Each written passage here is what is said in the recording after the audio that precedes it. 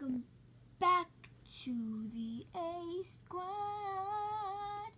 So today I'm going to be talking about my grandma's psycho neighbor. So my grandma just moved into this house.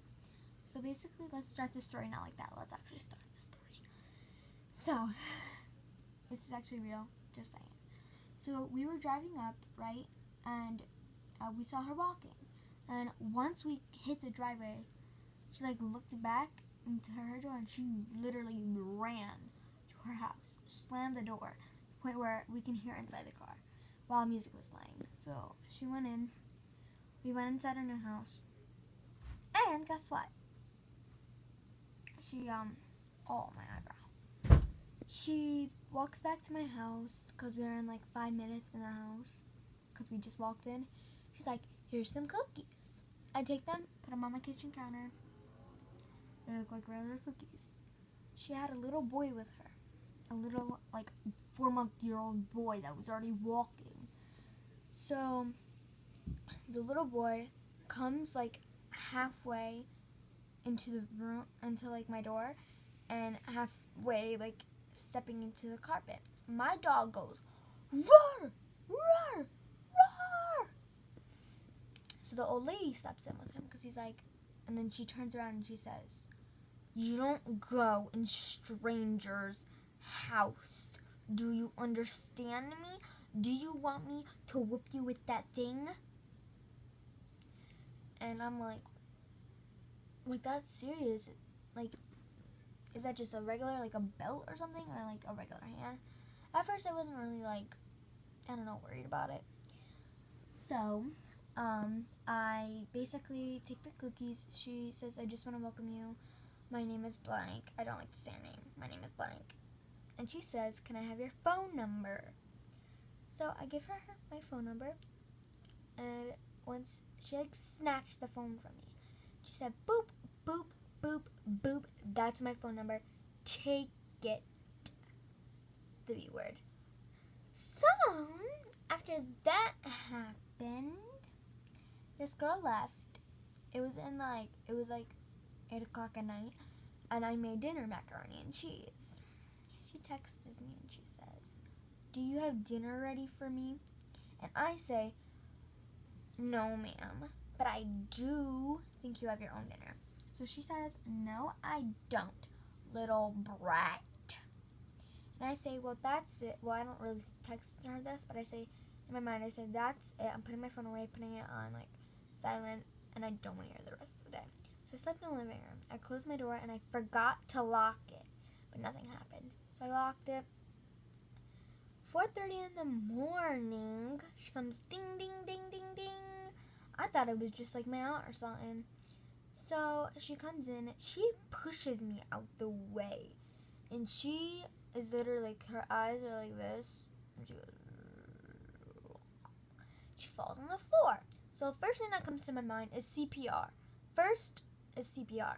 If that doesn't work, then call the police. So the police came and he said that old woman is paralyzed and drunk. So I was 5 days in my apartment. She was 5 days in the hospital. And she basically came back from the hospital and she says, well, she didn't really say anything. She texted me and said, why did I get paralyzed? And I'm like, you mean paralyzed?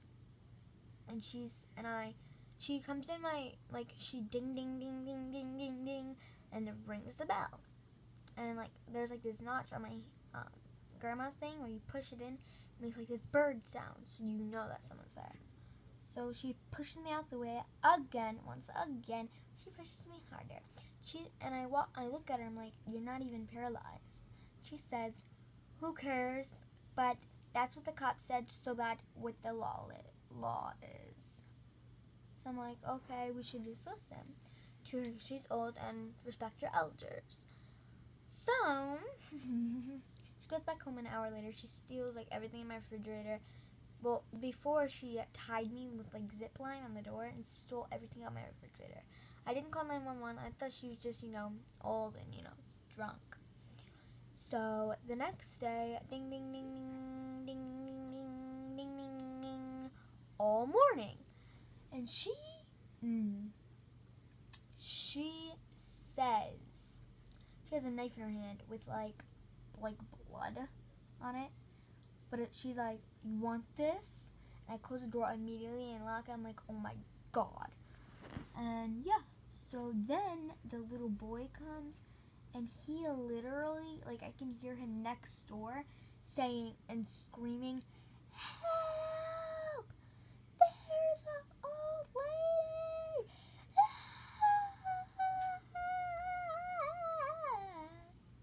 So I'm like, OMG. Is that girl, like, abusing that child? So I come over to her house, and she answers, and she says, "What?" And I'm like, "Can I please have the child for a second? Can you like come over for dinner?" So he comes over for dinner, just him. And I say, he has bruises like right here, right here, right here, right here, right here. He has like a knife scar, like right here to right here. So I get a call, and because I basically call his mother, because he's like, my mother's phone number is this and this and this. So I'm like, "How do you know that? You're only 4 years old." So, call him. "Oh, yeah, my child was missing because he ran away." And I'm like, I thought that was a babysitter. She comes knocking on the door. And I say, "You are not his grandmother or mother. So do not lie to me." Close the door. The mom comes to my address. Everything's taken care of with him. So then I have to deal with her now. She knocks on my door and says, "You're going to regret." If you guys want to see part 2, you can come back to my channel. Peace.